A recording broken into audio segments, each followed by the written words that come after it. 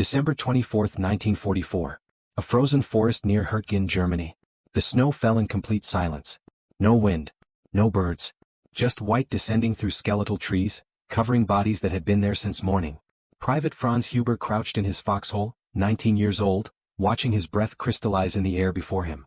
His hands, wrapped in strips torn from a dead man's coat, gripped a rifle he could barely feel anymore. Across a clearing perhaps 70 meters wide, American soldiers occupied similar holes in the frozen ground. Franz could sometimes hear them coughing, stamping their feet against the cold that killed as surely as bullets. He'd been told they were monsters. Gangsters and Jews who burned German cities and murdered civilians. The propaganda posters in his barracks had shown them with exaggerated features, subhuman faces twisted in cruelty. But the man Franz had killed that morning hadn't looked like a monster. He'd been trying to drag a wounded comrade to safety when Franz's bullet found him. The American had fallen forward into the snow, one hand still reaching toward his friend. Franz had watched through his rifle scope as the dying man's breath slowed, stopped, became just another cloud of vapor that dispersed into winter air. Before he died, the American had pulled something from his pocket. A photograph. It fell into the snow beside him. Franz couldn't stop thinking about that photograph. On the other side of the clearing, Staff Sergeant Michael O'Brien pressed his back against frozen earth, trying to conserve what little warmth his body still generated. 22 years old, from Boston, 3 months in combat. He joined up the day after Pearl Harbor, full of rage and righteousness. The enemy was clear then. Evil incarnate. Nazis who marched in lockstep and burned books and built camps where human beings disappeared. But the German soldier who'd surrendered to his platoon the previous week hadn't matched the image. The boy, barely 17, had stumbled out of the forest with his hands raised, crying, begging in broken English not to be shot. He'd shown them pictures of his family. A mother and 2 younger sisters in a town that no longer existed, erased by Allied bombing. The boy had been drafted 3 months earlier, given 6 weeks of training, and sent to die in a war he didn't understand. O'Brien's lieutenant had sent him to a POW cage. The boy had thanked them with tears running down his face. Grateful to be captured. Grateful the war was over for him. O'Brien couldn't reconcile that terrified child with the enemy he'd been taught to hate. This was the reality of industrial warfare in 1944. Millions of young men, conscripted from farms and factories, cities and villages, told that the men across from them were less than human. The propaganda machines of every nation worked tirelessly to maintain this illusion because war required it. You couldn't ask a 19-year-old to kill someone he recognized as fundamentally identical to himself. So they created difference where little existed. The Germans were told the Allies were Jewish Bolshevik conspirators intent on destroying Western civilization. The Soviets were told the Germans were fascist beasts who burned children. The Americans were told the Japanese were fanatical insects who couldn't value human life. The British were told the Germans were machines without souls. Each side constructed elaborate mythologies to explain why killing was not murder but duty. And for years the machine worked. Young men marched to war believing they fought monsters. They killed because they'd been convinced the alternative was extinction. The propaganda posters, the newsreels, the speeches, all reinforced the same message. Your enemy is other. Different. Dangerous. Something to be eliminated, not understood. But propaganda, however sophisticated, couldn't survive prolonged contact with reality. Because war, by its nature, forced men into proximity with their enemies. In trenches and foxholes, in bombed-out buildings and frozen forests, in field hospitals and prisoner cages, the carefully constructed walls between us and them began to crack. And through those cracks, something unexpected emerged. Recognition. The discovery that the man trying to kill you was exactly like you. That he also hated the cold, missed his family, feared dying in some nameless place far from home. That he also carried photographs of people he loved. That he also questioned the orders he followed. That he also, fundamentally, wanted to survive and return to a life that made sense. This recognition, when it came, was devastating. Because it meant that the men you'd killed, the men you'd watched die, the men whose screams still echoed in your sleep, hadn't been monsters at all. They'd been you wearing a different uniform. And that realization changed everything. This is the story of those moments. The instances when the propaganda failed and the truth broke through. When soldiers from every nation, every ideology, every side of the war looked across the battlefield and saw not enemies but mirrors. When they realized, with a horror that would haunt them forever, that the enemy was just like them. It happened more often than official histories acknowledge. In quiet moments between battles. In acts of mercy that defied orders. In truces that formed spontaneously and lasted minutes or hours before duty reasserted itself. In the treatment of prisoners, the sharing of cigarettes, the mutual recognition of suffering. Small moments that cracked the facade of hatred and revealed the uncomfortable truth underneath. We were all the same. The propaganda had lied. The speeches had been empty. The carefully constructed otherness had been illusion. And once that illusion shattered, the men who experienced it were never quite the same. They couldn't return to simple narratives of good and evil. They'd seen behind the curtain and discovered that war's greatest casualty wasn't life, but the comforting certainty that made killing possible. Franz Huber, shivering in his foxhole on Christmas Eve 1944, didn't yet know that before dawn, something would happen that would force him to confront everything he'd been taught about the enemy across that frozen clearing. And Michael O'Brien, trying to stay warm enough to survive another night, couldn't imagine that the same event would transform his understanding of who he'd been sent to kill. But the night was long, and Christmas Eve had a way of exposing truths that daylight allowed men to ignore. The snow continued to fall, indifferent to the artificial boundaries humans drew between themselves. January 1943. North Africa. A field hospital 20 kilometers behind Allied lines. Captain David Rothstein, British Army Medical Corps, stood over a German soldier who'd been brought in unconscious after a tank engagement. The man was young, perhaps 20, with severe burns across his left side and shrapnel wounds in both legs. He would probably die despite their efforts. They'd given him morphine, cleaned his wounds, started fluids. Now they waited. Rothstein had been raised in Manchester by parents who'd fled Berlin in 1936. His father's brother had disappeared in 1938, last seen being forced into a truck by SS officers. His mother's family had vanished entirely. Kristallnacht had taken their synagogue, their shop, their neighbors. The Germans, Rothstein had learned early, were the people who destroyed his family's world. And now he was supposed to save one. The wounded man's eyes opened. Blue, clouded with pain and morphine. They focused slowly on Rothstein's face, took in the British uniform, the Red Cross armband. The German's mouth moved, forming words in English. Thank you. Please, thank you. Rothstein nodded, checked the man's vital signs, adjusted the foreflow. Professional. Detached. The oath he'd taken didn't distinguish between British and German, friend and enemy. A wounded man was a wounded man. But beneath that professional distance something burned. This man, or men like him, had worn the uniform that committed atrocities across Europe. Had perhaps participated in them. Had certainly enabled them by fighting for a regime built on racial hatred and genocide. And Rothstein was using precious medical supplies, supplies that could save a British soldier, to keep him alive. The contradiction was almost unbearable. In a tent across the compound, a different kind of confrontation was taking place. Lieutenant Hans Mueller, Wehrmacht, had been captured 3 days earlier. His tank crew had surrendered after their Panzer took a direct hit from a British 17-pounder. The gunner had died instantly.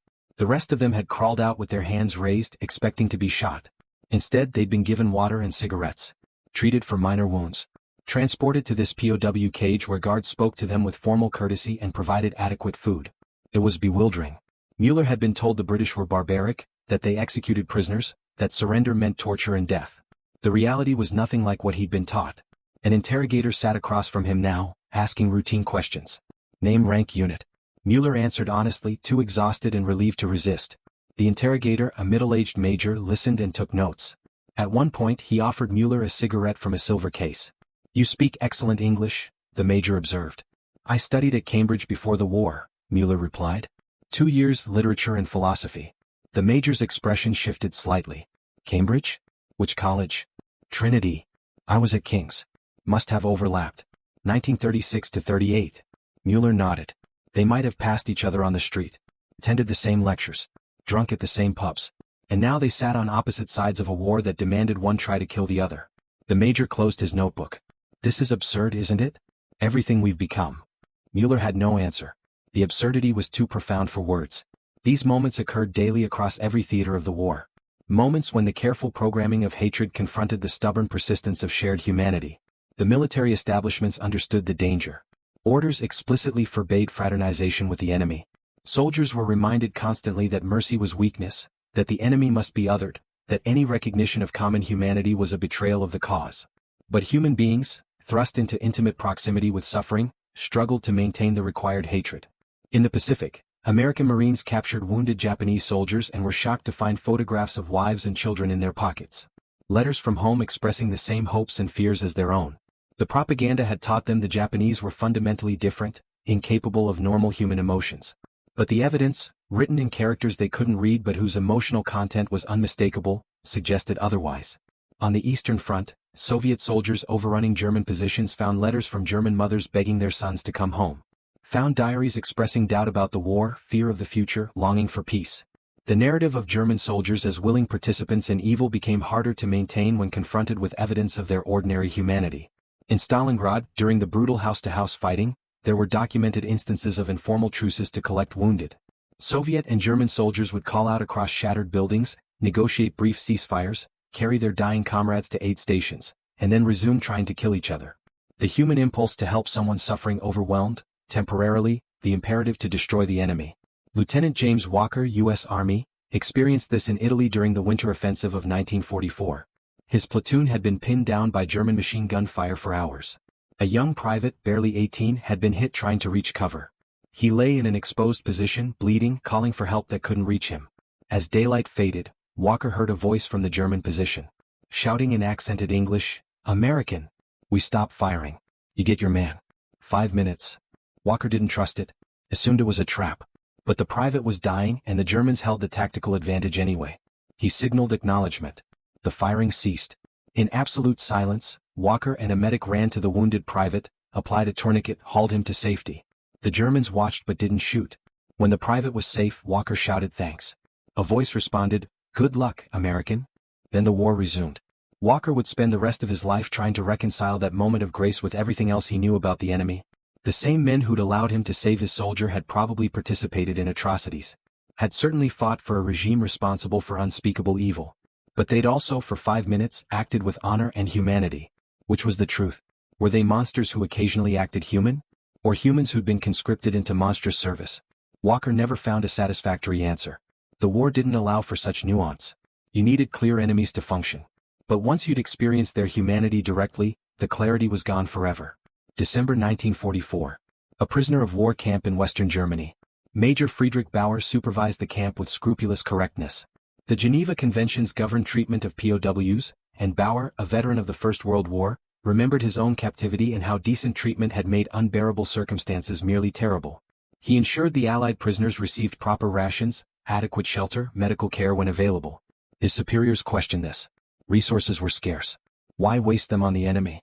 Bauer's answer was simple. Because they are prisoners, not animals. And because when Germany loses this war, how we treated prisoners will be remembered. His prediction proved accurate. After the war, Allied investigators documented Bauer's administration of the camp. Several prisoners testified to his fair treatment. He was cleared of war crimes, one of the few German officers to emerge from the conflict with his honor intact. But Bauer's decency was notable precisely because it was unusual. More common were camps where prisoners starved, froze, died of preventable disease. Where the abstractions of propaganda, the dehumanization of the enemy, led to systemic cruelty. Where the distance between killer and killed was maintained by refusing to see prisoners as human. The rituals of hatred worked when you could maintain distance. When the enemy was an abstraction, a uniform, a different language, a set of characteristics that marked them as other. But close contact exposed the lie. Wounded men bled the same. Dying men called for their mothers in words that didn't require translation. Dead men were revealed as young, frightened boys who'd been promised glory and found only mud and terror. The pilots experienced it too, those who operated at altitude where the enemy was reduced to targets on the ground or aircraft in the sky. It was easier to bomb a city when you couldn't see the faces of the people beneath the explosions. Easier to strafe a column when the figures were small and distant, not individuals with names and families and futures. But sometimes the distance collapsed. Captain Robert Johnson, U.S. Army Air Forces, flew P-47 Thunderbolts over France in 1944. During one mission, he severely damaged a German Focke-Wulf fighter. The enemy aircraft, trailing smoke, began to descend. As Johnson followed to confirm the kill, he saw the German pilot struggling to open his canopy. The aircraft was on fire. The pilot was trapped. Johnson could have finished him. Could have fired the burst that would have exploded the fuel tanks and turned struggle into instantaneous death. Instead, he flew alongside, close enough to see the German pilot's face through the flames. Young, terrified, human. Johnson couldn't do it. He broke off and radioed base with a false report. The German pilot eventually got the canopy open and bailed out. Johnson never learned if he survived. But he knew with absolute certainty that he'd violated orders and possibly endangered future missions by allowing an enemy pilot to escape. He didn't care. He couldn't kill a man, he'd seen that clearly. The distance required for killing had collapsed, and with it, his capacity to pull the trigger. Such moments accumulated. A medic treating wounded enemies. A guard sharing his meager rations with starving prisoners. A sniper who had a perfect shot but noticed his target was writing a letter home. A bomber crew that veered slightly off course to avoid hitting what looked like a school. Small acts of mercy that contradicted the larger machinery of war. Acts that suggested the human capacity for compassion could survive, barely, even the most determined efforts to destroy it. But survival came at a cost. The men who experienced these moments of recognition, who saw their enemies as humans and acted accordingly, often struggled with profound guilt. They betrayed the cause. failed their comrades who died believing the enemy was worth killing. They'd shown weakness in a situation that demanded strength. And yet they couldn't regret it. Because in those moments they'd preserved something of themselves. Some core of humanity that war was designed to strip away. The rituals of hatred continued. The propaganda flowed. The orders were issued and followed. Young men went to their deaths convinced they fought for righteousness against evil. But beneath the official narrative, in the quiet spaces war occasionally allowed, the truth persisted. The enemy, stripped of mythology and propaganda, was just another frightened human being trying to survive an inhuman situation. And once you saw that truth you couldn't unsee it. The Ardennes forest. The frozen clearing where Franz Huber and Michael O'Brien waited in their respective foxholes. The temperature had dropped to 15 degrees below zero. Men on both sides were dying of exposure, freezing to death in their positions because movement meant exposure to enemy fire. The night was utterly silent except for the occasional crack of ice-laden branches breaking under the weight of accumulated snow. Franz Huber had stopped shivering, which he knew was a bad sign. His body was shutting down, conserving heat for vital organs, sacrificing extremities. He tried to flex his fingers and felt nothing. Fear cut through the numbness. He'd seen frostbite before, watched a surgeon's amputated blackened fingers and toes. If he didn't warm up soon he'd lose his hands. Across the clearing Michael O'Brien faced the same reality. His feet had lost all sensation hours ago. He knew he should remove his boots, massage his feet, try to restore circulation. But taking off his boots in this cold, with the enemy 70 meters away, seemed suicidal. So he endured and felt his body failing degree by degree. At 2,130 hours something changed. Franz heard singing. Faint at first then growing stronger. Coming from the German positions to his right. Voices, perhaps a dozen men, singing Still Nacht, Heilige Nacht. Silent night, holy night. The carol his mother had sung to him as a child. Franz's throat tightened. Christmas Eve. He'd forgotten. Or tried to forget. Because Christmas was supposed to mean family, warmth, peace, and here he was freezing to death in a hole in the ground. O'Brien heard it too. The melody was unmistakable even if he couldn't understand the German words. Silent night. His throat constricted. His daughter's first Christmas and he was here missing it, possibly dying for a cause that felt increasingly abstract and distant. Then, from the American positions to O'Brien's left, someone began singing in English. Silent night, holy night. All is calm, all is bright. Another voice joined, then another. Soon the entire platoon was singing, their voices carrying across the frozen clearing to where Franz Huber listened in disbelief. The same song. Different words. Same melody. Same sentiment. For 3 minutes the war paused. German and American soldiers sang together across the distance that separated them, their combined voices rising into the winter darkness. When the song ended there was absolute silence. Not the tense silence of men waiting to kill each other but something different. Something that acknowledged the absurdity of their situation. Franz Huber, acting on an impulse he would never fully understand, stood up. His fellow soldiers hissed warnings. Huber, down. They'll shoot you. But Franz remained standing, hands at his sides, unarmed. He couldn't explain why. Maybe the cold had affected his judgment. Maybe desperation had overwhelmed caution. Maybe hearing that song in English had broken something inside him that made continued hiding unbearable. Across the clearing O'Brien saw the German soldier stand. His first instinct was to shoot. His rifle was loaded, his sight line clear. One squeeze of the trigger and the enemy would drop. But the German wasn't holding a weapon. His hands were empty, visible in the moonlight reflected off the snow. He was just standing there, waiting. O'Brien stood up. His platoon sergeant hissed, "O'Brien, what the hell are you doing?" "I don't know, Sarge. I don't know." For 30 seconds, the two men stood facing each other across 70 meters of frozen ground. Franz Huber, 19, from a farm outside Munich. Michael O'Brien, 22, from an apartment in Boston. Neither spoke. Neither moved. They just stood, acknowledging each other's existence. Then Franz raised his hand. Not a salute. Not a wave. Just a raised hand. Recognition. O'Brien raised his hand in return. That's when the first man emerged from the treeline. A German soldier, maybe 25, carrying something. He walked slowly toward the center of the clearing, his movements careful, deliberate, non-threatening. When he reached the middle, he set down what he'd been carrying. A candle already lit in a small metal holder. The flame guttered in the breeze but held. He backed away slowly, returned to the German lines. Then an American soldier emerged. Younger, nervous, glancing back at his commanding officer who'd made no move to stop him. He approached the candle, knelt, and placed something beside it. A small pine branch, decorated with strips of colored cloth torn from a parachute. A makeshift Christmas ornament. He backed away as carefully as the German had. For the next hour, soldiers from both sides emerged one by one. Each approached the growing pile in the clearing's center. Each added something. A photograph of a girlfriend. A letter from home. A chocolate bar saved for a special occasion that would never come. A harmonica. A rosary. A pocket Bible. A child's drawing. Small treasures carried through battles, kept in breast pockets close to hearts, now placed in the snow beneath a single candle. Nobody spoke. Words would have broken the spell, forced them to remember they were enemies. So they remained silent, these young men who hours before had been trying to kill each other, now sharing the only communion the war allowed. Franz found himself standing next to an American soldier. The man was shaking, whether from cold or emotion Franz couldn't tell. Without thinking, Franz removed his scarf, threadbare and inadequate but still warmer than nothing, and handed it to the American. The soldier stared at him, then accepted it, wrapping it around his neck. He removed his own gloves, better quality than anything the German army provided anymore, and pressed them into Franz's frozen hands. O'Brien watched this exchange and felt something break inside his chest.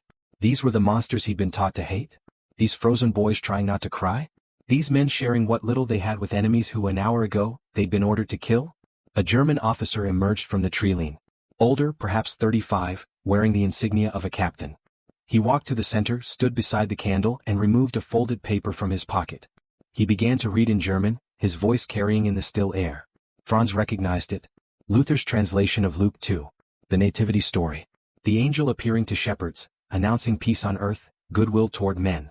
When he finished, he folded the paper carefully and returned it to his pocket. An American lieutenant approached, produced his own Bible and read the same passage in English. His voice broke on the final line. Glory to God in the highest, and on earth peace, goodwill toward men. Peace.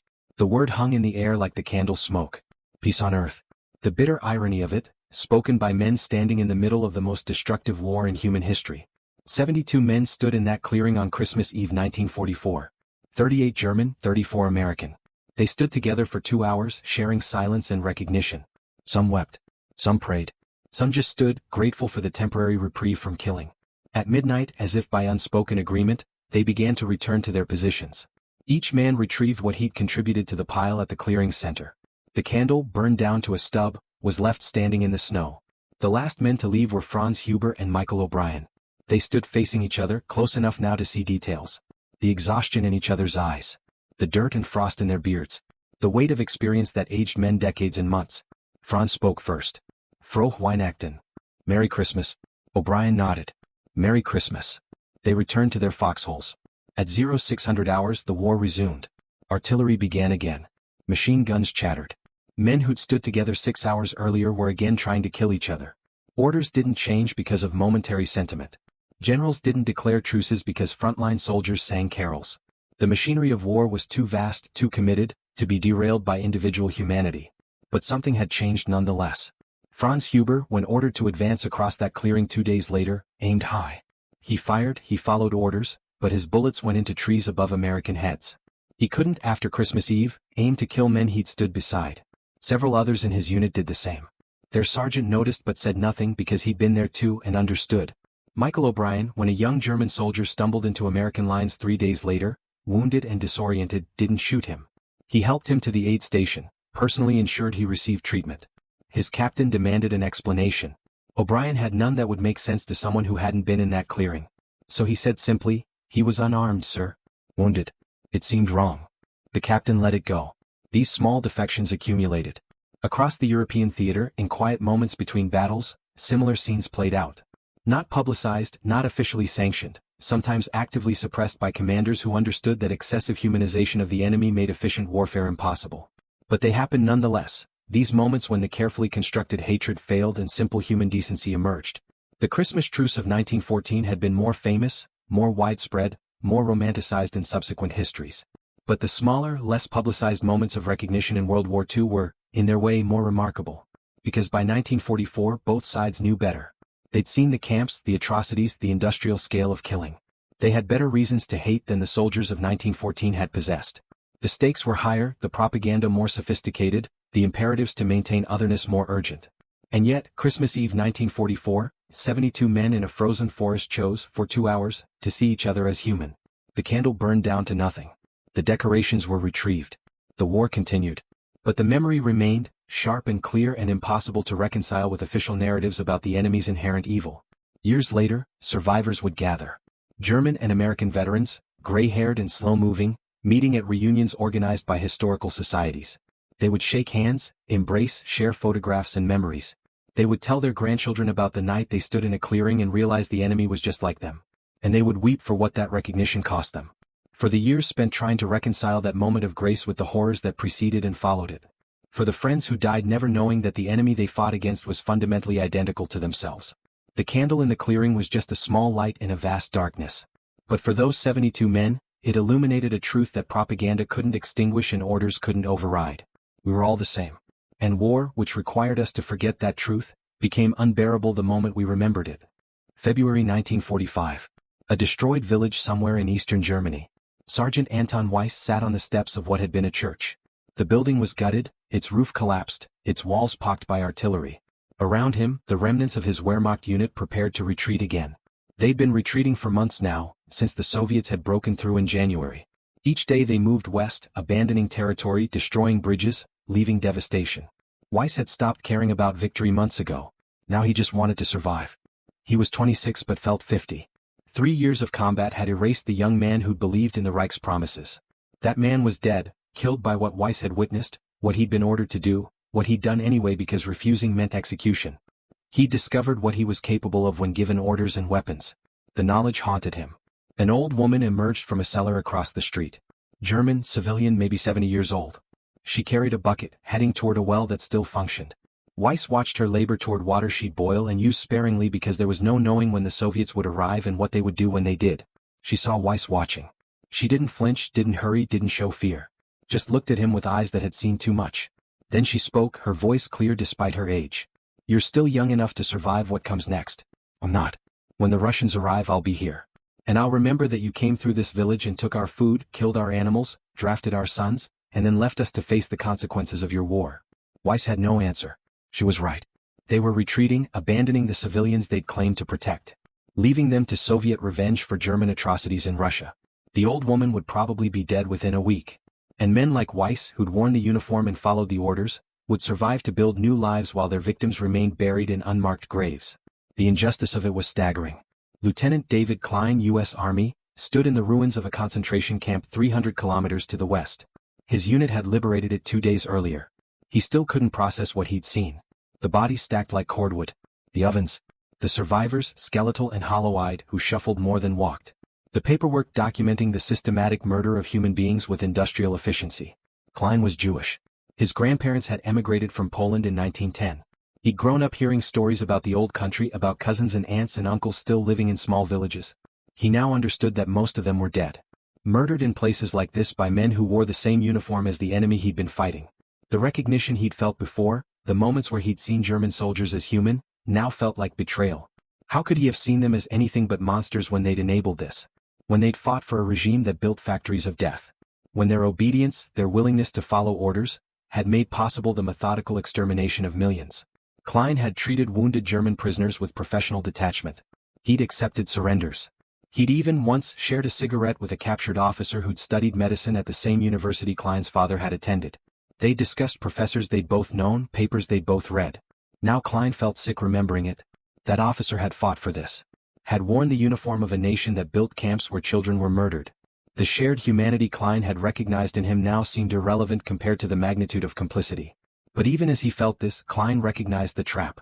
If he accepted that every German soldier was personally responsible for the camps, then what about the ones who'd never known they existed?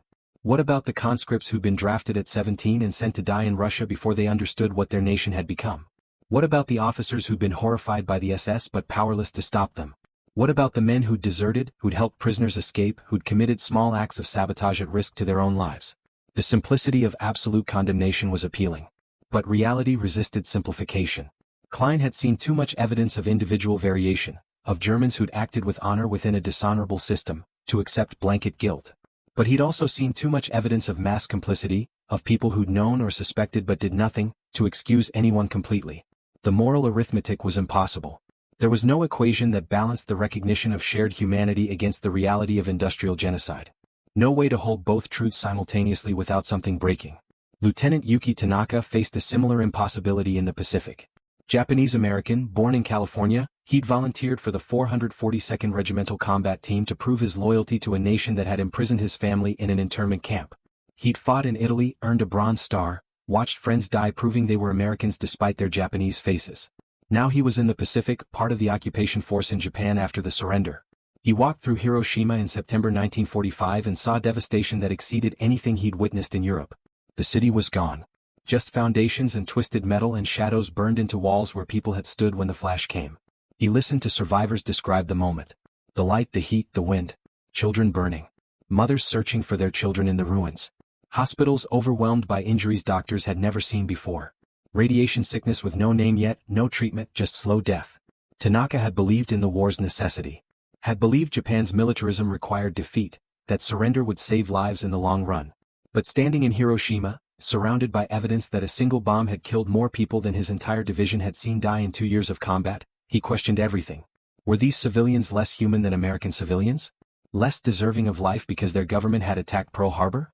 Less entitled to mourn their children because Japan had committed atrocities in China? The official narrative said yes. Said the bomb had been necessary, had saved lives by preventing invasion. Said Japanese civilians had supported militarism, had benefited from conquest, bore collective responsibility. But Tanaka looked at the ruins and saw only the universal truth of suffering. A mother's grief in Hiroshima was identical to a mother's grief in London or Warsaw or Nanking. The burned children here had been no more responsible for their government's decisions than children anywhere. The recognition of shared humanity, which had seemed noble when it meant showing mercy to individual enemies, became unbearable when applied to mass killing. Because if you accepted that the enemy was fundamentally like you, how could you justify obliterating entire cities? How could you rationalize calculated annihilation of populations? Tanaka had no answer. The contradictions were too profound. All he knew was that he believed in clear moral lines, and those lines had dissolved into complexity so dense he couldn't navigate it. These men, Klein and Weiss and Tanaka and thousands like them, discovered the cost of seeing the enemy as human. It didn't make them pacifists. It didn't make them reject their service or regret fighting. But it complicated everything. Because once you recognized the enemy's humanity, you had to accept certain truths. That you'd killed people who were like you. That the suffering you'd inflicted was real and permanent. That your side had also committed atrocities. That victory didn't erase the moral weight of what had been necessary to achieve it. The simple narratives, the clean categories of good and evil, ally and enemy, civilized and barbarian, all became insufficient. Reality was messier. Germans who'd fought honorably for a dishonorable cause. Japanese soldiers who'd committed atrocities but also shown courage and loyalty. Allied forces who'd liberated camps and also firebombed cities. Soviets who'd suffered terribly and also committed rape and plunder. Everyone was both victim and perpetrator. Everyone carried guilt. Everyone had reasons and excuses and justifications that made sense from their perspective but collapsed under scrutiny from any other angle.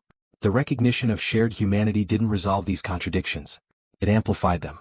Weiss, sitting on those church steps in February 1945, understood he'd have to live with what he'd done. No amount of claiming he'd only followed orders would erase his participation in crimes against humanity. No insistence that he'd personally tried to act honorably would absolve him of wearing a uniform that represented systematic evil. Klein, standing in the liberated camp, understood he'd have to reconcile his recognition of individual German humanity with the collective German responsibility for the Holocaust. Neither truth could be discarded. Both had to be held, somehow, without destroying his capacity to function. Tanaka, walking through Hiroshima's ruins, understood he'd have to accept that his nation, fighting for freedom and democracy, had also annihilated cities full of children and grandmothers who'd never held a weapon or voted for war. This was the cost of seeing. Once you recognized the enemy as human, you couldn't hide from the implications. Couldn't pretend your side was purely good or their side purely evil. Couldn't ignore the innocent dead because they'd worn the wrong uniform or been born in the wrong country. The weight of this knowledge was crushing. Many veterans spent the rest of their lives trying to carry it. Some succeeded. Some were destroyed by it. All were changed. Because war demanded dehumanization. Required you to reduce the enemy to targets, threats, acceptable casualties. The military trained men to think this way, rewarded them for it, promoted them for efficiency in killing. And then sent them home to civilian life where the same thinking that had made them effective killers made them unable to connect with the people they'd fought to protect. The men who'd recognized enemy humanity carried a double burden. They'd done what war required, but they'd done it while seeing what they were doing. They'd killed while understanding they were killing people identical to themselves. They'd survived while friends who'd maintained the required dehumanization had died, adding survivors' guilt to the complex of emotions war created. There was no resolution. No therapeutic technique that could reconcile the recognition of enemy humanity with the necessity of killing them. No philosophy that could make the contradiction coherent. Chaplains tried. Psychiatrists tried. Veterans tried to help each other. But the weight remained. Some men broke under it. Drank themselves to death. Ate their service weapons. disappeared into isolation because they couldn't bear being around people who hadn't seen what they'd seen, who still believed in clean moral categories and simple narratives. Others endured, learned to carry the weight, found ways to honor both the necessity of what they'd done and the humanity of those they'd done it to. They became voices for peace, not because they were naive about evil, but because they'd seen too clearly the cost of fighting it. And a very few, managed to transform the weight into something almost resembling wisdom. They spoke about war with the authority of experience. They rejected both the glorification of combat and the demonization of enemies. They insisted, quietly but firmly, that anyone was capable of becoming what they'd fought against. That the thin line between civilization and barbarism ran through every human heart. That recognizing the enemy's humanity wasn't weakness but the most difficult kind of strength. Weiss survived the war, lived to see Germany rebuilt, died in 1982. In his final years he spoke to students about what he'd seen and done. He never asked for forgiveness.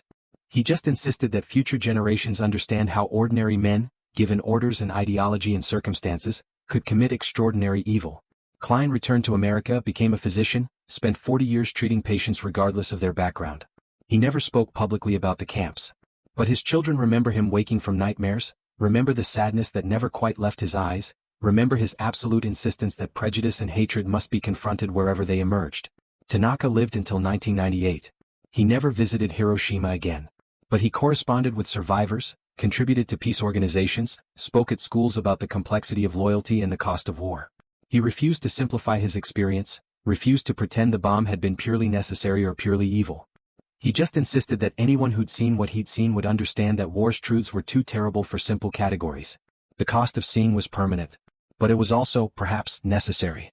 Because the alternative, maintaining the dehumanization, led to fresh horrors. The men who never recognized enemy humanity went home and continued seeing the world in terms of us and them, allies and threats. They carried forward the logic that made war possible in the first place. The men who'd seen, who'd recognized, who'd carried the weight of that recognition, at least had a chance of breaking the cycle. Of understanding that the line between civilization and barbarism wasn't drawn between nations or ideologies but through every human soul. Of recognizing that anyone, given the right circumstances, could become the enemy they'd fought. This knowledge was heavy. Unbearably heavy sometimes. But it was also the only real defense against repeating history. The only protection against the propaganda and dehumanization that made future wars possible. The only hope that humanity might learn anything from the catastrophe it had created. The cost of seeing was high. But the cost of refusing to see was higher. March 1945. A POW camp in southern England. Corporal Heinrich Braun stood in line for mail call, not expecting anything. His family lived in Dresden. Or had lived there. The city had been bombed in February, reducing it to rubble and firestorm.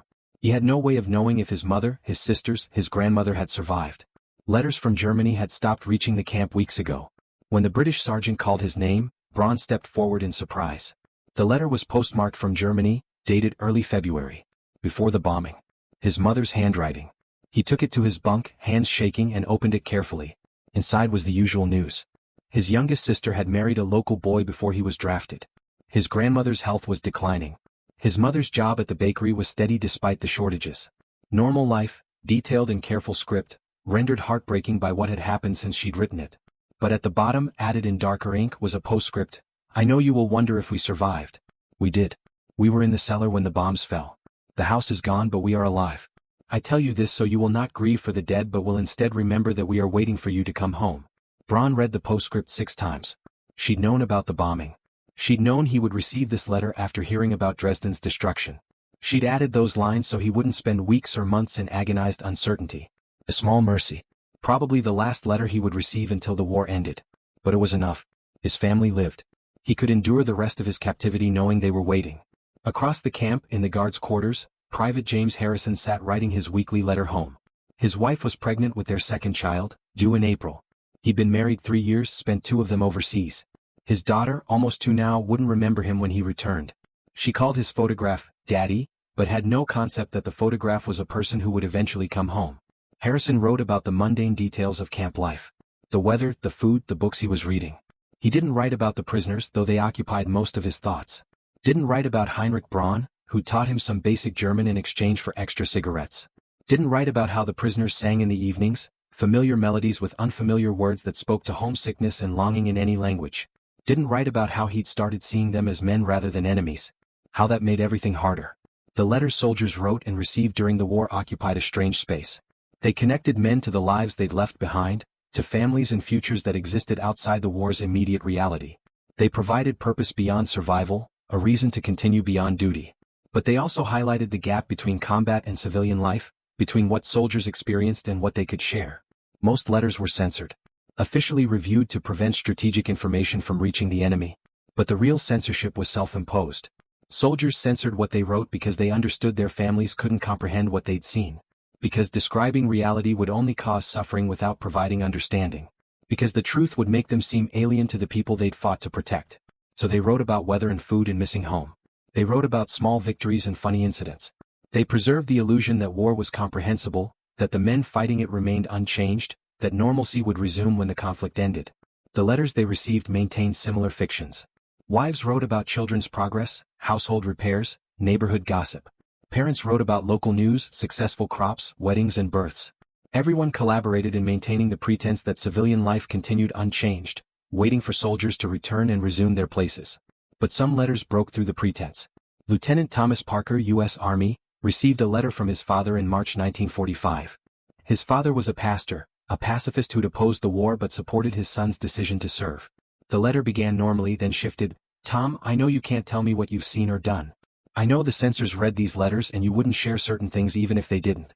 But I want you to know that whatever you've experienced, whatever you've had to do, doesn't change who you are. You remain my son. You remain a good man. Don't let war convince you otherwise." Parker read that paragraph repeatedly. His father didn't know what he'd done. Didn't know about the German prisoners shot while trying to surrender. Didn't know about the village they'd shelled despite signs of civilian presence. Didn't know about the teenager Parker had killed in close combat, how the boy's face appeared every time he closed his eyes. His father insisted none of it changed who Parker was. But Parker knew better. He'd changed fundamentally. The man who would eventually return home would look like his father's son but would be someone else entirely. Someone who'd discovered what he was capable of when ordered to kill. Someone who'd recognized the humanity of enemies and killed them anyway. Someone who carried weight his father, for all his wisdom, couldn't imagine.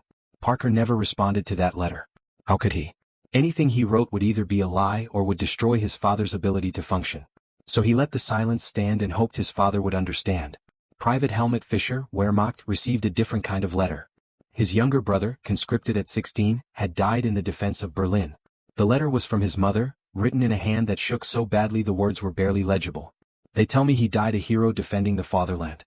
They tell me his sacrifice was noble. They tell me I should be proud. But Helmut, he was a child. 16 years old. He should have been in school. He should have been playing football and chasing girls and thinking about his future. Instead he's dead, shot in a street I've never heard of for a cause that no longer matters. I'm not proud. I'm angry. At the men who started this war. At the men who sustained it. At the ideology that convinced us this was necessary. And yes, Helmut, at you and your brother for believing the lies. You both enlisted before you had to. You both believed in something that didn't deserve your belief. I write this knowing the censors will read it. I don't care. Let them arrest an old woman for telling the truth. My children are gone. What more can they take?" Fischer burned the letter after reading it. Not because he disagreed but because possession of such seditious material meant execution. His mother was right. He'd believed the propaganda, had enlisted enthusiastically, had sent his younger brother letters describing the glory and righteousness of the cause. And his brother had believed him, had volunteered as soon as he was old enough, and had died for lies. The weight of that responsibility was crushing. These letters, carried in breast pockets close to hearts, represented connections to a world outside war. But they also highlighted everything war destroyed. Innocence. Trust in authority. The belief that the world made sense. The assumption that following orders was sufficient moral justification. Soldiers on all sides carried similar letters. From mothers and wives and children who couldn't understand what their men were experiencing. From friends who'd remained home and whose lives had continued in predictable patterns. From communities that expected their soldiers to return unchanged and resume their previous roles. The gap between expectation and reality was vast. Some soldiers tried to bridge it. Wrote honest letters despite the censors, despite the knowledge that truth would devastate their families. They described what they'd seen, what they'd done, what it cost them. They tried to make their loved ones understand that the men returning wouldn't be the same men who'd left. Most of these letters were never sent. Written as therapy, as confession, as attempts to process the unprocessable, but ultimately burned or discarded because the burden they would impose on recipients seemed too cruel. Other letters tried to maintain connection through shared references to a life before war. Songs they'd sung together. Places they'd visited. Plans they'd made for after the conflict ended. These letters pretended that time hadn't passed, that experiences hadn't diverged, that reunion would be simple resumption rather than painful readjustment. These letters were usually sent and received with gratitude, because everyone involved preferred the comfortable fiction to the uncomfortable truth. But occasionally, a letter arrived that cut through all pretense and spoke the truth both sender and recipient knew but couldn't usually acknowledge. Captain William Brooks received such a letter from his wife in April 1945. They'd been married 8 years when he deployed. High school sweethearts, married young, desperately in love. His letters to her were careful, protective, designed to reassure. Her letters to him were similar, maintaining the fiction that she was fine, managing well, waiting patiently. Then this letter arrived. "Will, I'm exhausted by the pretense. You write as though you're the same man I married, and I write as though I'm the same woman. But we both know that's false. You've seen things I can't imagine. Done things you can't tell me. Been forced to become someone else to survive. And I've had to learn to be alone, to make decisions without you, to raise our daughter as a single mother while maintaining the fiction that her father will return and everything will be normal. When you come home we'll both be different people. We'll have to learn each other again. And I need you to know that I'm frightened. Not of you, but of the work it will take to rebuild what we had. Of the possibility that who we've become won't fit together anymore. I'm writing this because I can't keep pretending. Can't keep sending cheerful updates as though nothing has changed. Something fundamental has broken. Maybe we can repair it. Maybe the love we had is strong enough to survive this. But we can't do that if we're both pretending nothing needs repairing. So I'm asking you to be honest with me. Not about what you've done, not about details you can't share. But about whether you still want this marriage. Whether you still believe we can have a future together. Because if you don't, if the war has taken that from us, I need to know now. I need to start preparing for that reality rather than maintaining a hope that's only making everything harder." Brooks read the letter 3 times, then set it down and stared at nothing for an hour. His wife had written the truth. She was right about everything. He wasn't the same man. She wasn't the same woman. The marriage they'd had was gone, destroyed by separation and experience and the necessity of becoming different people to survive their different circumstances. But he also knew with absolute certainty that he still loved her. That she was the only person he wanted to build a future with. That the work of learning each other again, however difficult, was work worth doing. He wrote back that same night. Not the usual cheerful update but a real letter. Acknowledging the gap between who they'd been and who they'd become. Admitting his fear that he wouldn't know how to be a husband and father anymore. Confessing that he sometimes wondered if he'd survive the war only to lose his family afterward because he couldn't stop being a soldier. But also promising that he would try. That the future he fought for was the one that included her and their daughter. That he believed, despite all evidence of human capacity for destruction, in the possibility of rebuilding something good from the wreckage. That letter was censored. The censor, reading it before sealing the envelope, made a note in Brooks' file. Morale concern. Recommend chaplain consultation. But the letter was sent. And Brooks did meet with the chaplain, who listened to everything Brooks couldn't put in the letter and told him that the fear of returning home was often more destructive than combat itself. "You're afraid you're broken," the chaplain said. "That what you've done has made you unfit for normal life. But brokenness is human. And the ability to recognize it, to acknowledge it to someone you love, is the first step toward healing." Brooks wanted to believe that. Wanted to think that love could survive war's transformation. That families could endure separation and change and still find their way back to each other. He just wasn't sure if he believed anything anymore. The letters soldiers carried, received, wrote but never sent, these documents mapped the war's human cost in ways official casualty reports couldn't capture. They showed the destruction of relationships, the strain on marriages, the gap between experience and communication. They revealed the isolation of men who'd seen too much to share and families who couldn't understand what they couldn't see. But they also showed persistence. Love enduring despite impossible circumstances. Families maintaining connection despite years of separation. People trying, despite everything, to preserve something human in the face of industrial dehumanization. The letters were fragile. Paper and ink easily destroyed. But they carried weight beyond their physical mass. They reminded soldiers why they fought. They promised a future beyond the present hell. They insisted that life existed outside war, that normalcy could be reclaimed, that love was stronger than destruction.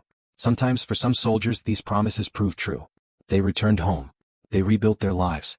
They learned to be civilians again despite the weight they carried. Other times the gap was too wide. The transformation too complete. The letters that promised reunion became evidence of what had been lost, preserved in drawers and boxes, read occasionally by aging veterans who wondered if they'd made the right choices. But whether the promises held or failed, the letters themselves remained testament to something important. The human need for connection. The belief in meaning beyond survival. The insistence, even in war's darkest moments, that love and family and home still mattered. The letters they carried were heavy. But so was everything else about war. At least these weights connected men to something beyond killing. Reminded them they were human. Gave them reason to survive beyond simple animal persistence. In the end, that might have been the letter's greatest gift. Not comfort, not reassurance, but the insistent reminder that they weren't machines. That they remained capable of love even after learning to kill. That some part of them, however buried or damaged, still belonged to the world they'd left behind. The letters couldn't bridge the gap between combat and civilian life. Couldn't erase what soldiers had experienced or restore who they'd been. But they suggested, however tentatively, that the gap might not be permanent. That with time and work and love, soldiers might find their way home. Some did. Some didn't. But they all carried the letters, and the letters carried hope. April 1945. A German field hospital, overrun by Soviet forces. Dr. Ernst Vogel sat at his desk, hands folded, waiting. The sound of Russian voices echoed through the corridors. Boots on tile. Orders shouted in a language he didn't understand. His staff had fled hours ago. He'd stayed.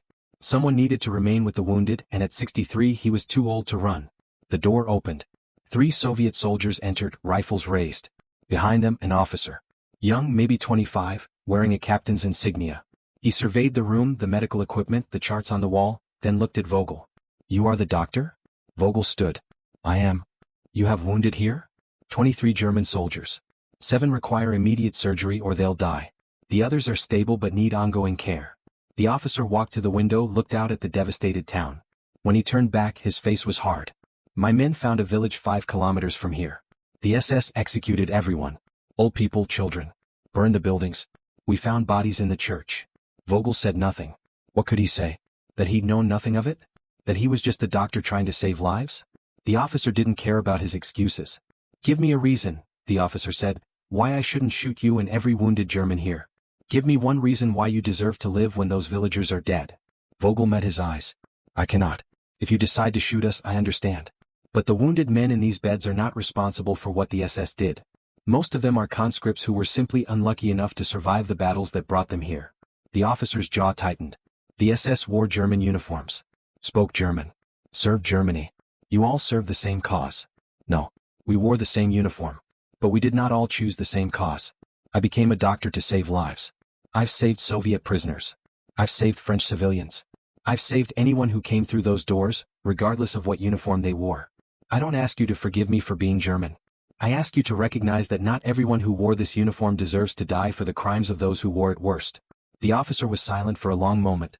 Then he turned to his men and gave an order in Russian. They lowered their rifles. "I'll leave guards," the officer said. "They'll ensure you continue treating the wounded. When they're stable, they'll be transferred to POW camps. You'll come with them." Vogel nodded. "Thank you." "Don't thank me. I did this for the principle of medicine, not for you. If I meet you again after the war, I'll still remember you're German. And I'll still hate you for what your nation did." The officer left. Vogel sat down, hands shaking. He'd been spared. His wounded had been spared. But the officer's hatred would remain, and Vogel couldn't argue against it. His nation had committed atrocities that justified that hatred. Individual decency didn't erase collective guilt. Across Europe, similar scenes played out in the days and weeks after Germany's surrender. The moment after victory, when hatred confronted the reality of defeated enemies who looked nothing like the propaganda had promised. Private John Mitchell, British Army, stood in the ruins of Hamburg in May 1945. The city was a moonscape. Allied bombing had destroyed 70% of it. Hundreds of thousands dead. The survivors who remained were skeletal, starving, desperate. Mitchell watched children digging through rubble looking for food. They were 6, 7 years old, filthy and thin and feral. When they saw him watching, they scattered like mice. He pulled a chocolate bar from his pack, set it on a piece of broken wall, backed away. A girl, maybe 8, crept forward, grabbed the chocolate and ran. Her friends followed her into the ruins. German children. The enemy's children. Starving because Allied strategy had included destroying German food production and distribution. Mitchell had supported that strategy. Had believed it necessary to break German morale and force surrender. Now he watched the children it had created and felt sick. He'd killed German soldiers. Had celebrated German cities burning. Had believed every bomb dropped brought victory closer. And he'd been right. Germany had surrendered. But the cost of that victory was children eating from garbage heaps and digging through ruins for food that didn't exist.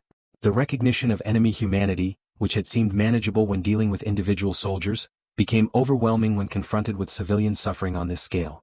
In the Pacific, similar revelations unfolded. Japanese cities were ruins. Hiroshima and Nagasaki were gone. Tokyo was devastated by firebombing. Survivors lived in the wreckage trying to rebuild from nothing. Sergeant Robert Yamamoto, U.S. Army, walked through the remains of Tokyo in September 1945. Japanese-American, he'd fought in Europe to prove his loyalty while his family remained in internment camps. Now he was part of the occupation force in Japan, assigned to help establish order in a nation shattered by total defeat. The Japanese civilians he encountered were nothing like the propaganda had portrayed. Not fanatical. Not inhuman. Just exhausted people who'd lost everything. Families camped in the ruins of their homes. Children with nowhere to go and nothing to eat. Elderly people who'd survived decades only to see their entire world destroyed. Yamamoto spoke some Japanese, learned from his grandparents. He used it to communicate with survivors, to explain occupation policies, to help coordinate relief efforts. The gratitude he received was disturbing. These people, whose nation had attacked Pearl Harbor, who'd fought savagely for 4 years, now thanked him for help with the desperation of the completely defeated. He couldn't reconcile it. Couldn't match the propaganda image of fanatical warriors with the reality of exhausted civilians who just wanted the war to end. Couldn't understand how both could be true simultaneously. But they were both true. The same nation that had committed atrocities in China and the Philippines had also produced these ordinary people who'd never wanted war. The same military that had fought with suicidal determination had also consisted of conscripts who'd surrendered when given the chance. The same culture that had glorified death before dishonor also valued family and community and peace. The complexity was inescapable. For soldiers on all sides, the moment after victory meant confronting the consequences of what they'd done. Meant seeing the cities they'd bombed, the civilians they'd displaced, the children they'd orphaned. Meant recognizing that victory didn't erase the cost of achieving it. Lieutenant Colonel James Hamilton, U.S. Army Air Forces, had led bombing runs over Germany for 2 years. He'd dropped thousands of tons of explosives on German cities. Had followed orders to hit industrial targets, knowing that hitting those targets also meant hitting the workers who lived nearby and their families and anyone else unlucky enough to be close to the explosions. In June 1945, he visited one of the cities he'd bombed. Dresden. The city was still burning in places, months after the raid that had killed tens of thousands in a single night. The devastation exceeded anything he'd imagined. The heat from the firestorm had been so intense that it had melted cobblestones, warped metal, turned brick buildings to powder. He stood in what had been a residential neighborhood and tried to count the buildings that remained standing. He gave up at 5. The rest were foundations and rubble. Somewhere beneath that rubble were the bodies of people who died when his bombs fell. Men and women and children who'd never held a weapon, who just had the misfortune of living in a city considered strategically important. Hamilton had believed the bombing was necessary. Still believed it intellectually. But standing in the ruins, smelling death in the air, watching survivors shuffle through the wreckage looking for anything salvageable, belief felt insufficient. Because necessity didn't erase guilt. Didn't change the fact that he'd killed thousands. Didn't make the dead less dead or their families less devastated. The bombs he'd dropped had been accurate and effective and necessary. They'd also been horror unleashed from the sky onto people who had no defense and no escape. Both truths had to be held simultaneously. The necessity of the bombing and the horror of what it had done. The righteousness of the cause and the awfulness of the means. The pride in victory and the weight of the methods that had achieved it. There was no resolution. No way to make it make sense. Just the requirement to carry both truths and somehow continue functioning. The moment after victory was supposed to be triumphant. Parades and celebrations and relief that the fighting had ended. And for civilians who hadn't seen combat, it was. Streets filled with people dancing, kissing strangers, singing songs of victory. But for soldiers who returned from the front, the moment after felt different. They'd seen what victory cost. Seen the cities reduced to rubble. Seen the refugees with nowhere to go. Seen the children orphaned by bombs they'd dropped or artillery they'd fired. Seen the enemy reduced to starving prisoners grateful for any scrap of food or mercy. The propaganda had promised that defeating evil would feel good. That victory would be pure. That the righteous cause would justify whatever was necessary to achieve it. And maybe, for leaders who'd made decisions from comfortable offices thousands of miles from combat, that narrative held. They could point to victory and claim vindication without confronting the human cost directly. But soldiers who'd done the actual killing, who'd seen the actual dying, couldn't maintain that illusion. Victory was real. The cause had been righteous. But the cost was also real, and recognizing that cost meant accepting a weight that would never lift entirely. The moment after was when the distance between official narrative and lived experience became undeniable. When soldiers realized that their service, however necessary, had also damaged them irreparably. When they understood that victory meant living with what they'd done, not escaping it. Some managed. Found ways to make peace with the contradiction. Focused on the righteousness of the cause and let that justify the methods. Believed that the dead would have died anyway under continued occupation, that firebombing cities saved lives by hastening surrender, that every bomb dropped was a soldier who wouldn't have to die in invasion. These rationalizations helped. Weren't entirely false. Did provide framework for processing impossible moral complexity. But they didn't erase the nightmares. Didn't make the memories less vivid. Didn't change the fact that soldiers carried forever the faces of people they'd killed or watched die. The moment after victory was the moment when recognition could no longer be deferred. When soldiers had to confront who they'd become. When the gap between who they'd been before the war and who they'd been forced to become to survive it became too wide to ignore. And in that gap lived the truth that propaganda couldn't erase and victory couldn't resolve. They'd killed people exactly like themselves. They'd destroyed lives and families and futures. They'd done what was necessary, but necessity didn't make it good. It just made it unavoidable. The moment after was the moment of reckoning. When the war ended but the weight didn't. When celebration surrounded them but couldn't reach them. When they realized that everyone who thanked them for their service had no idea what that service had actually entailed. And when they understood that they would carry this knowledge, this weight, this recognition of what they'd done and who they'd killed for the rest of their lives. The war ended. The fighting stopped. But for the men who'd seen the enemy as human and killed them anyway, the moment after was just the beginning of a different kind of battle. One without clear enemies or achievable victories. Just the long struggle to live with what they'd done and who they'd become. September 1967. A hotel conference room in Brussels. Franz Huber stood at the entrance, his hands trembling slightly. 22 years since the war ended. 22 years since Christmas Eve 1944 in that frozen clearing. He'd thought about that night constantly, wondered if he'd imagined it, if the cold and fear had created a memory that felt more real than reality.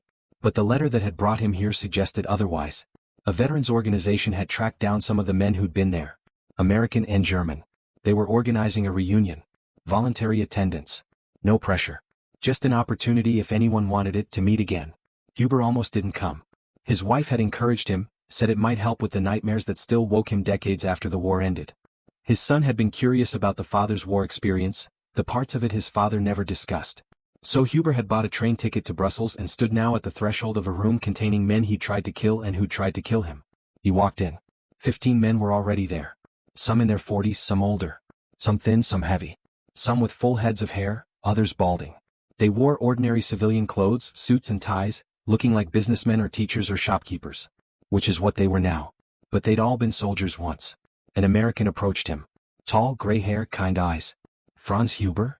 Huber nodded, unable to speak. The American extended his hand. Michael O'Brien. I was in that clearing too. They shook hands. O'Brien's grip was firm but not aggressive. Just a handshake between two old men who'd once stood facing each other across 70 meters of frozen ground with rifles and orders to kill. I've thought about you, O'Brien said. About all of you. Wondered if you survived. If you went home to your families. If you ever thought about that night. Every day, Huber managed. Every single day for 22 years. O'Brien's eyes welled. Me too. The gathering lasted 3 days. 32 veterans attended. 20 Americans, 12 Germans. They shared stories, photographs, letters saved from the war. They talked about what they'd done afterward. The lives they'd built, the families they'd raised, the careers they'd pursued. They compared injuries and scars. They discussed the nightmares that still came, the triggers that still sent them back to 1944, the ways they'd learned to manage the weight.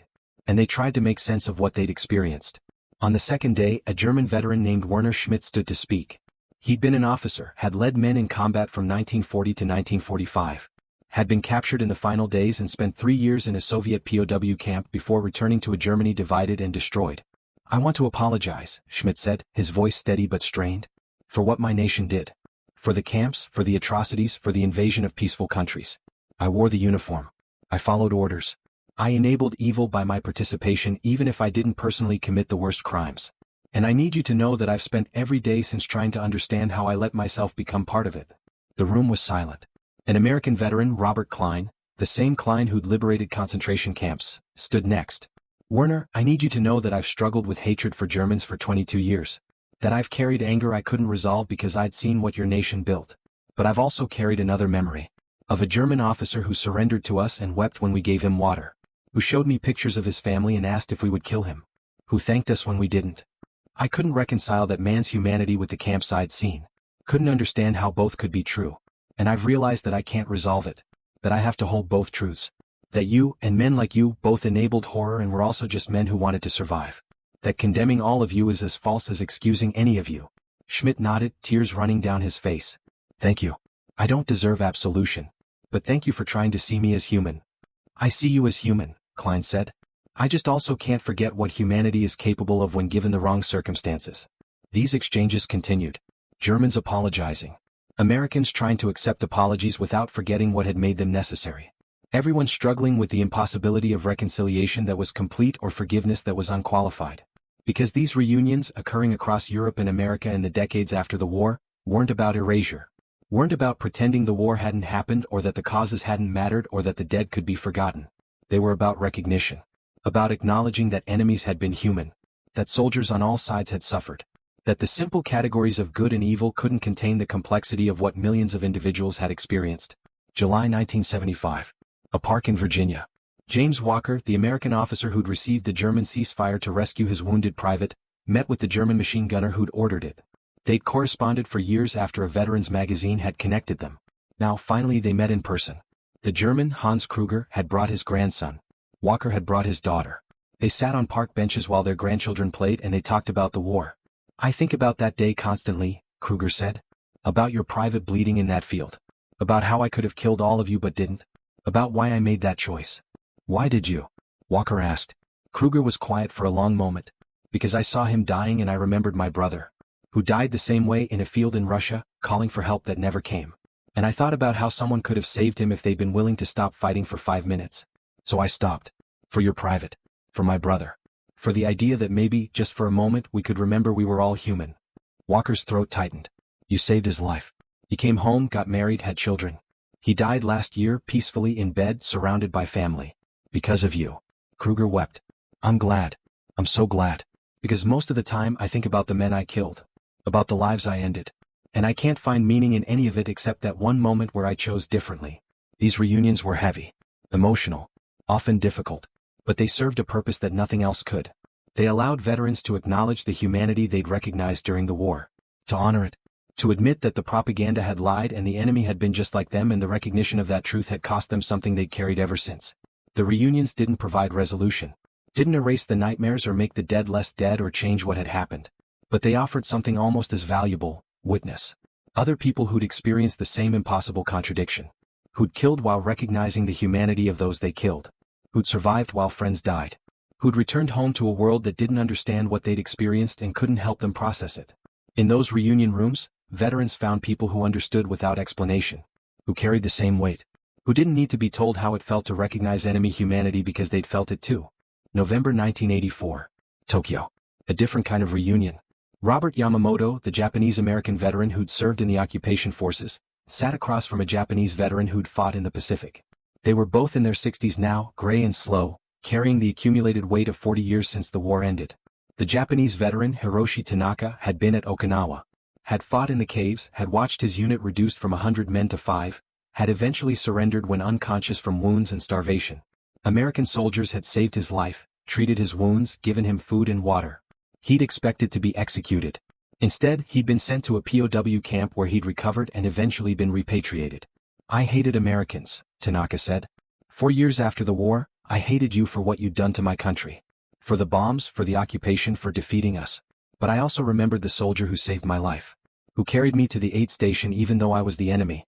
Who gave me water when I was dying of thirst. I couldn't reconcile those things. The hatred and the gratitude. So I spent decades not thinking about it. Trying to move on. Building a life that didn't include the war." Yamamoto nodded. "I felt the same about Japan. I was American. My family had been imprisoned for being Japanese. I'd proven my loyalty by fighting in Europe. But when I saw Tokyo in ruins, when I saw Japanese children starving, I couldn't feel victory. I just felt horror at what we'd done." "We were both right," Tanaka said. "The war was necessary. And terrible. Justified. And horrifying. Both things at once." "Yes," Yamamoto agreed. "Both things at once. And I think that's what nobody else understands. That it can be both.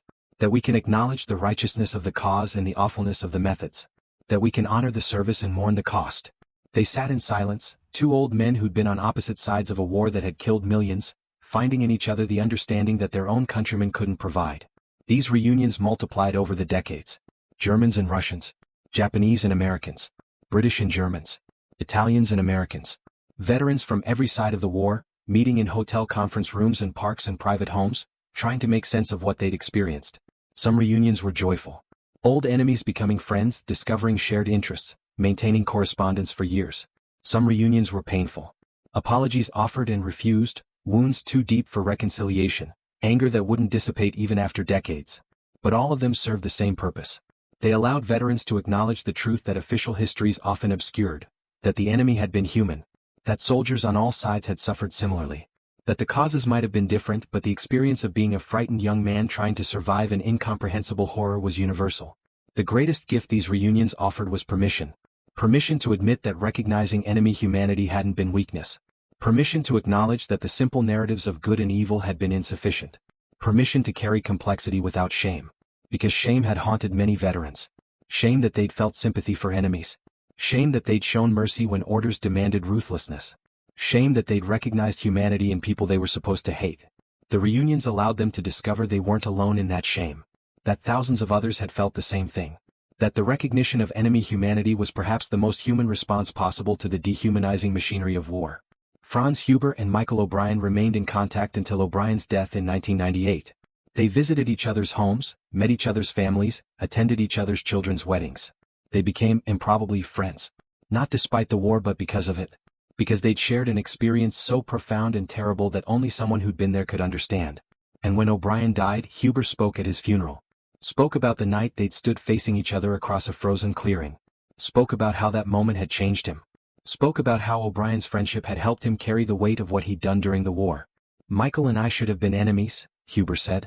We wore different uniforms, fought for different nations, believed in different causes. We should have killed each other. But instead, for 2 hours on Christmas Eve 1944, we chose to see each other as human. And that choice, made in a frozen forest by frightened young men, became the foundation for a friendship that lasted 50 years. I don't tell you this to suggest war is noble or that killing is redeemed by occasional mercy. I tell you this because I need you to understand what Michael taught me. That the enemy is never just the enemy. That every person we're taught to hate is exactly like us. That recognizing that truth is painful and necessary. And that the men who carry that recognition deserve to be understood, not judged. The reunions continued into the 21st century, though the veterans grew fewer each year. The youngest World War II participants were in their 90s now, and soon there would be none left. But the testimony they left, the stories they shared in those reunion rooms, preserved a truth that needed preservation. That war required dehumanization. But humanity, stubborn and persistent, survived anyway. In moments of mercy between battles. In recognition that passed between enemies. In friendships built decades after weapons were set down. The enemy was just like them. The veterans who'd recognized this truth during the war, who'd carried it for decades, who'd found each other in reunion rooms and discovered they weren't alone, these men left a legacy more valuable than any strategic victory. They proved that even in war's darkest moments, human beings could refuse to stop being human. Could insist on seeing each other clearly despite propaganda and orders and the imperatives of survival. Could carry the terrible knowledge of what they'd done while also honoring the humanity of those they'd done it to. The reunions were their testament. Their insistence that the full truth of war must include the recognition that enemies were human. That this recognition didn't justify or excuse, but it did complicate.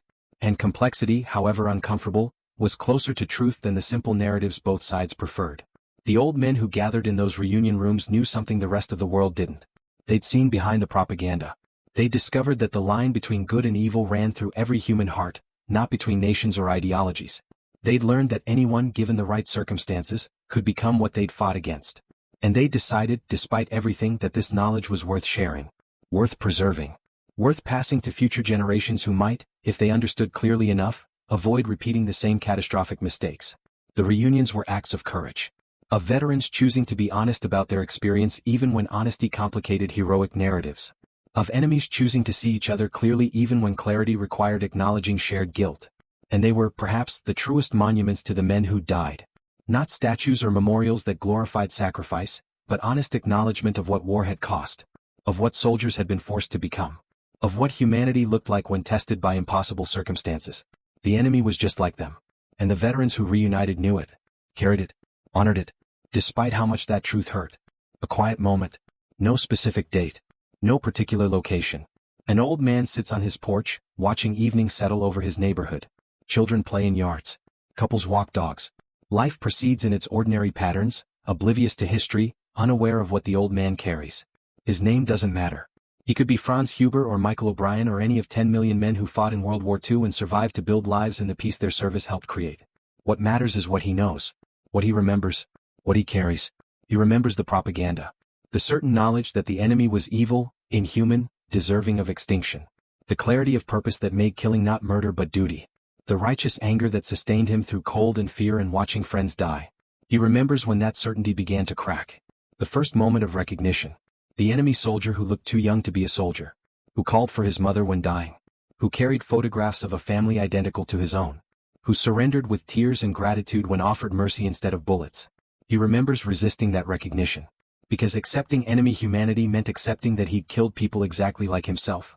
Meant acknowledging that the dead he'd created had been human beings with futures and families and hopes. Meant understanding that war's machinery required dehumanization not because enemies were inhuman but because killing humans required believing they were. He remembers the moment when resistance collapsed. When he couldn't maintain the illusion anymore. When he looked at a dead enemy and saw not a monster but a mirror. When he understood with absolute clarity that the only difference between him and the corpse at his feet was luck and geography and which side had recruited him first. He remembers carrying that knowledge through the rest of the war. Continuing to fight because refusing meant execution or desertion. Following orders because military discipline didn't allow for conscientious objection. Killing enemies he recognized as human because the alternative was dying and his survival instinct was stronger than his moral qualms. He remembers the guilt. Not for serving or fighting or even killing because he understood the war had been necessary. But for the specific deaths he'd caused. For faces he still saw in nightmares. For moments when he'd had choices and had chosen killing because it was easier or safer or because orders demanded it. He remembers coming home. The parades and celebrations and gratitude of civilians who believed he'd saved them from monsters. The assumption that victory vindicated everything. The expectation that he would resume his pre-war life as though 4 years of killing hadn't fundamentally changed who he was. He remembers the first time someone thanked him for his service and he'd wanted to scream. Because they had no idea what service had actually meant. No concept of what he'd done or seen or become. They thanked him for being a hero when he felt like anything but. He remembers the years of silence. Of not talking about the war because nobody could understand who hadn't been there. Of building a life and career and family while carrying weight that never lifted entirely. Of being functional and successful by external measures while internally struggling with memories that wouldn't fade and guilt that wouldn't resolve. He remembers the nightmares. Decades of them. The same faces appearing again and again. The enemy soldiers he'd killed, looking at him with the understanding that they'd been the same. The moments when he could have chosen differently and hadn't. The weight of survived combat when better men had died. He remembers the slow acceptance. That he would carry this forever. That the weight was permanent. That the recognition of enemy humanity, once experienced, couldn't be unlearned. That he would spend the rest of his life trying to reconcile what he'd done with who he wanted to be. But he also remembers discovering he wasn't alone. The reunions with other veterans who'd experienced the same recognition. The conversations with men who understood without explanation. The fellowship of people who'd seen behind the propaganda and carried the weight of that knowledge. He remembers finding meaning in the weight. Not justification or redemption but purpose. The determination to ensure future generations understood war's full truth. Not the heroic narratives or the simple categories, but the terrible complexity of ordinary people forced into extraordinary circumstances where every choice was terrible and the least terrible choice was still awful. He remembers becoming an advocate for peace. Not pacifism because he understood evil existed and sometimes required resistance. But insistence that war be a last resort because the cost of waging it was higher than any victory could repay. That anyone contemplating war should understand what it would do to the young men sent to fight it. He remembers speaking to students. School groups who came to interview the old veteran for history projects. He told them the truth as much as they could handle. That the enemy had been human. That propaganda lied. That recognizing enemy humanity while killing them was possible but poisonous. That war transformed everyone who participated and the transformations were rarely positive. He remembers the looks on their faces. Confusion because his testimony didn't match what their textbooks taught. Discomfort because he refused to provide the heroic narrative they'd expected. Understanding, sometimes, from the ones who listened carefully and thought deeply about what he'd said. He remembers hoping they understood. That they would carry forward the knowledge he tried to share. That they would resist the next round of propaganda when it came, as it inevitably would, because human beings seemed incapable of learning from history. That they would insist on seeing enemies as human before agreeing to kill them. He remembers knowing it probably wouldn't be enough. That the cycle would repeat. That new generations would be told new lies about new enemies. That propaganda would work again because it always worked. That young men would march to war believing their enemies were monsters and would discover, too late, that they were just other young men who'd been told the same lies. But he remembers also knowing he had to try. That bearing witness was the only defense against repetition. That testimony from those who'd experienced war's full truth was the only counter-narrative powerful enough to compete with propaganda's seductive simplicity. The old man sits on his porch as evening deepens. His grandchildren are inside, safe and fed and oblivious to the weight he carries. His wife, who spent 50 years trying to understand what haunts him, brings him coffee and touches his shoulder gently, the way she's learned to do when the memories are particularly heavy. He's 89 years old. The war ended 74 years ago. More than 3/4 of a century. But it's still present, still vivid, still weighing on him every day.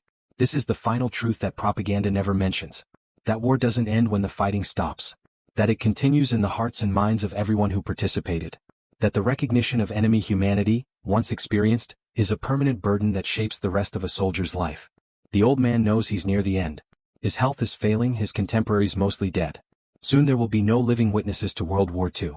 The testimony will become history, written by people who weren't there, interpreted by people who can't fully understand.